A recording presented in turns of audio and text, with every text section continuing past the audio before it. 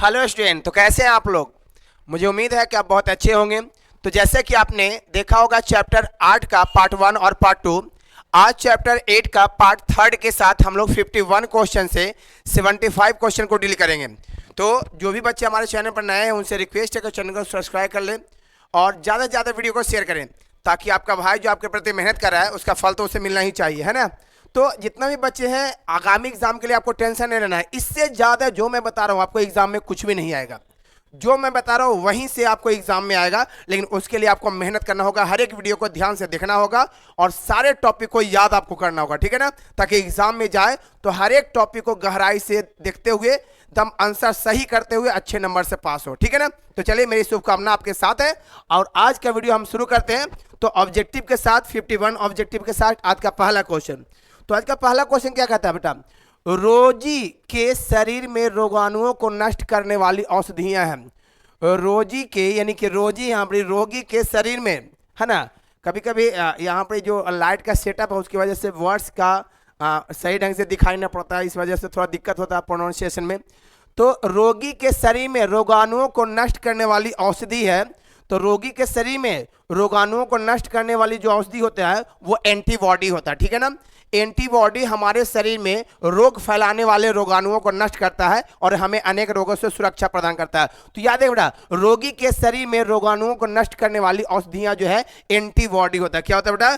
Antibody. चलिए, question number 52 क्या कहता है? क्वेश्चन नंबर बेटा 52 कहता है कि मनुष्य में वह प्रतिरक्षा जो जन्म के समय से ही मौजूद रहता है। मनुष्य में वह प्रतिरक्षा, है ना, जो जन्म के समय से ही मौजूद रहता है और यही प्रतिरक्षा बच्चे के जन्म होने के बाद उसे अनेक रोगों से सुरक्षा प्रदान करता है। तो क्वेश्चन क्या कहता है बेटा, मनुष्य में वह प्रतिरक्षा जो जन्म के समय से ही मौजूद रहता है उसको हम लोग कहते हैं सहज प्रतिरक्षा। कौन प्रतिरक्षा? सहज प्रतिरक्षा। तो याद है बेटा, जो जन्म के समय से रहता है उसको हम लोग कहते हैं सहज प्रतिरक्षा। लेकिन जो जन्म के बाद बीमारी होती है और उससे जो हमें रक्षा करता है उसको कहते हैं उपार्जित प्रतिरक्षा। जन्म के समय से जो हमारे शरीर में प्रतिरक्षा होते हैं उसको कहते हैं सहज प्रतिरक्षा, लेकिन जन्म के बाद जो प्रतिरक्षा हमारे शरीर में आता है उसे हम लोग कहते हैं उपार्जित प्रतिरक्षा। तो क्वेश्चन क्या कहता है, मनुष्य का वह प्रतिरक्षा जो जन्म के समय से मौजूद रहता है उसे हम लोग कहते हैं सहज प्रतिरक्षा, ठीक है। चलिए, क्वेश्चन नंबर 53 क्या कहता है? क्वेश्चन नंबर बेटा 53 क्या कहता है, एंटीहिस्टामिन एवं एस्टेरॉयड के प्रयोग से, है ना, शीघ्रता से आराम मिलता है। कहा जाता है कि किसके द्वारा हिस्टामिन एवं एस्टेरॉयड के प्रयोग से शीघ्रता आराम मिलता है? तो एलर्जी से बेटा। याद रखिएगा, एलर्जी से हमें, अगर आप एंटीहिस्टामिन एवं एस्टेरॉयड का प्रयोग करते हैं तो आपको एलर्जी से काफ़ी लाभ मिलेगा। और एलर्जी जो है काफ़ी संवेदनशील बीमारी है जिसमें शरीर के किसी भी अंग में संवेदनाएं, है ना, बहुत तेजी से उत्पन्न होती है। तो अगर आपको एलर्जी हो गया है तो आपको आराम एंटीहिस्टामिन एवं एस्टेरॉयड के प्रयोग से ही मिलेगा, ठीक है ना। चलिए बेटा, नेक्स्ट क्वेश्चन 54 क्वेश्चन क्या कहता है? 54 क्वेश्चन ये रहा कि टीकाकरण। याद रखिएगा, टीकाकरण किसको कहते हैं? तो जब हमारे शरीर को अनेक रोगों से बचाने के लिए बचपन में जिन दवाइयों को शरीर के अंदर प्रवेश कराया जाता है उसे टीका कहते हैं, और टीका लगाने की क्रिया को टीकाकरण कहते हैं। याद रखिएगा, जब हमें बचपन में या किसी भी रोग के प्रति रोगाणुओं से बचाव के लिए जब कोई दवाई को शरीर के अंदर प्रवेश कराया जाता है उसे टीका कहते हैं, और टीका लगाने की प्रक्रिया को टीकाकरण करते हैं। तो टीकाकरण एक व्यक्ति को रोग से बचाता है क्योंकि वह, बहुत बढ़िया क्वेश्चन बेटा, टीकाकरण, है ना, एक व्यक्ति को रोग से बचाता है क्योंकि वह प्रतिरक्षी पदार्थ उत्पन्न करता है। क्या उत्पन्न करता है बेटा? प्रतिरक्षी पदार्थ उत्पन्न करता है, ठीक है ना। चलिए, क्वेश्चन नंबर 55 क्या कहता है? देखिए बेटा, जो भी क्वेश्चन है हम आपको बहुत कम समय में डील कर रहे हैं, क्योंकि बहुत सारे बच्चे को केवल जो है ना अभी के समय में उनको एक ही टेंशन है कि सर हमें पास कैसे होना है ना। तो आपके पास होने के लिए ही हम बहुत कम समय में हर एक क्वेश्चन को डील करते हैं और बहुत एनर्जेटिक के साथ हर एक क्वेश्चन को पढ़ाते हैं ताकि बच्चा में भी एनर्जी बना रहे, ठीक है ना बेटा। चलिए, क्वेश्चन नंबर 55 कहता है, ओकाजिन इसमें से किसके लिए उत्तरदायी है? याद रख बेटा, ओकाजिन इसमें से कैंसर के लिए उत्तरदायी है, ठीक है ना। किसके लिए बेटा? कैंसर के लिए, ठीक है ना। याद रखिएगा, बार बार इस तरह के क्वेश्चन एग्जाम में आता है। चलिए क्वेश्चन नंबर 56 क्या कहता है बेटा, क्वेश्चन नंबर 56 क्या कहता है, अंको है ना, ऑन्कोलॉजी किसका अध्ययन है। तो अभी बेटा ऑन्कोलॉजी के अध्ययन को हम लोग, यानी ऑन्कोलॉजी किसका अध्ययन है, तो कैंसर का अध्ययन है, ठीक है ना। दोनों क्वेश्चन लगभग सेम ही है, लेकिन दोनों का आंसर एक ही है, कैंसर, है ना। तो यह बेटा, हाँ, ऑन्कोलॉजी किसका अध्ययन है, तो वो कैंसर का, ठीक है ना, ऑप्शन ए। चलिए क्वेश्चन नंबर 57 क्या कहता है बेटा, कैंसर किस कारण से होता है। याद है बेटा, कैंसर किस कारण से होता है, तो अभी मैंने बताया बेटा, कैंसर जो है ऑन्कोजीन्स के द्वारा होता है। किसके द्वारा होता है, ऑन्कोजीन्स। देखिए वही क्वेश्चन, लेकिन सेम जो है ये क्वेश्चन को पलट दिया गया है, ठीक है ना। कैंसर किस कारण से होता है, तो ऑन्कोजीन्स के द्वारा। चलिए क्वेश्चन नंबर 58 क्या कहता है, क्वेश्चन नंबर 58 क्या कहता है बेटा, कि कैंसर किस कारण से होता है। 58 क्वेश्चन क्या कहता है, निम्नांकित में कौन कैंसर कोशिकाएं हैं। याद है बेटा, बहुत ही अच्छा क्वेश्चन है और इस तरह का क्वेश्चन बार बार एग्जाम में पूछा जाता है। 58 क्वेश्चन क्या कहता है बेटा, निम्नांकित में से कौन कैंसर की कोशिकाएं हैं। बहुत अच्छा क्वेश्चन बेटा, निम्नांकित में से कौन कैंसर की कोशिकाएं हैं, तो उसको हम लोग कहते हैं हेला कोशिकाएं। हेला कोशिकाएं को कैंसर का भी कोशिका कहते हैं, ठीक है ना। कैंसर से बहुत ज़्यादा क्वेश्चन आता है बेटा, क्योंकि कैंसर एक ऐसा बीमारी है ना, जो मनुष्य को होने पर कभी कभी उनको अपना प्राण गंवाना पड़ता है, या तो उनका इलाज बहुत मुश्किल से किया जाता है, ठीक है ना। तो कैंसर रोग में इंसान बच भी सकता है और नहीं भी बच सकता है। तो निम्नांकित में से कौन कैंसर कोशिकाएं हैं, तो कैंसर कोशिकाओं को हम लोग हेला कोशिका कहते हैं। चलिए क्वेश्चन नंबर 59 क्या कहता है, 59 क्वेश्चन, एड्स का कारक क्या है। तो आपको ही पता है बेटा, एड्स एक ऐसा बीमारी है ना, जो HIV से होता है। तो इसका सही जवाब आपको पता हो गया बेटा, HIV, एड्स का कारक होता है HIV। चलिए बेटा क्वेश्चन नंबर 60 क्वेश्चन क्या कहता है, एड्स के लिए स्क्रीनिंग परीक्षण है। एड्स का जांच, परीक्षण माने होता है जांच, तो एड्स का जांच किसके द्वारा किया जाता है, स्क्रीनिंग के द्वारा, तो वो है बेटा एलिशा। किसके द्वारा किया जाता है, एलिशा के द्वारा, है ना। तो याद है कि बार बार इस तरह के क्वेश्चन एग्जाम में आ रहे हैं। एलिशा से बहुत ज्यादा क्वेश्चन पूछता है, एड्स से, कैंसर से, एलिशा से बहुत ज्यादा क्वेश्चन पूछा जाता है। तो क्वेश्चन क्या बेटा, एड्स के लिए स्क्रीनिंग परीक्षण है, स्क्रीनिंग जांच है, वो एलिशा है। चलिए बेटा क्वेश्चन नंबर 61 क्या कहता है, 61 क्वेश्चन कहता है, समूह की एंटीबॉडी से एलर्जी क्रिया प्रारंभ होती है। समूह के एंटीबॉडी से एलर्जी की क्रिया उत्पन्न होता है इम्यूनोग्लोबिन एप्सिलिन के द्वारा। किसके द्वारा बेटा, इम्यूनोग्लोबिन एप्सिलिन के द्वारा ही होता है ना। याद रखिएगा, इस तरह के क्वेश्चन आपको ध्यान देना है कि कहीं से कोई प्रॉब्लम ना हो। चलिए बेटा क्वेश्चन नंबर 62 क्या कहता है, 62 क्वेश्चन कहता है, PCR से जांच होता है। याद रखिए बेटा, PCR से जांच होता है HIV। मैंने अभी बतलाया है कि आपको जो है ना एड्स बीमारी जो होता है वो HIV के कारण होता है। इसमें दो तरह का जांच होता है, एक होता है एलिशा का जांच और एक होता है बेटा PCR का जांच। याद रहेगा ना। तो बहुत अच्छा क्वेश्चन है बेटा कि PCR से जांच होता है, तो PCR से जांच होता है बेटा एलिशा, है ना, HIV का, ठीक है। चलिए अगला बहुत अच्छा क्वेश्चन, विश्व एड्स दिवस क्या मनाया जाता है। ये सारे बच्चों को पता होगा क्योंकि ये बहुत ही अच्छा क्वेश्चन है। विश्व एड्स दिवस 1 दिसंबर को मनाया जाता है। प्रत्येक माह है ना, प्रत्येक वर्ष 1 दिसंबर को आपका विश्व एड्स दिवस मनाया जाता है। तो याद है बेटा, विश्व एड्स दिवस कब मनाया जाता है, तो 1 दिसंबर को। क्वेश्चन नंबर 64 क्या कहता है, एड्स का कारक है, अभी मैंने बताया एड्स का कारक है ह्यूमन इम्यूनो वायरस, ठीक है ना। एड्स का कारक क्या है बेटा, ह्यूमन इम्यूनो वायरस यानी HIV वायरस, ठीक है ना, जो मनुष्य के द्वारा एक संक्रमित व्यक्ति से एक स्वस्थ व्यक्ति में प्रवेश करता है। तो यार क्या, एड्स का कारक क्या बेटा, HIV वायरस। क्वेश्चन नंबर 65 क्या कहता है,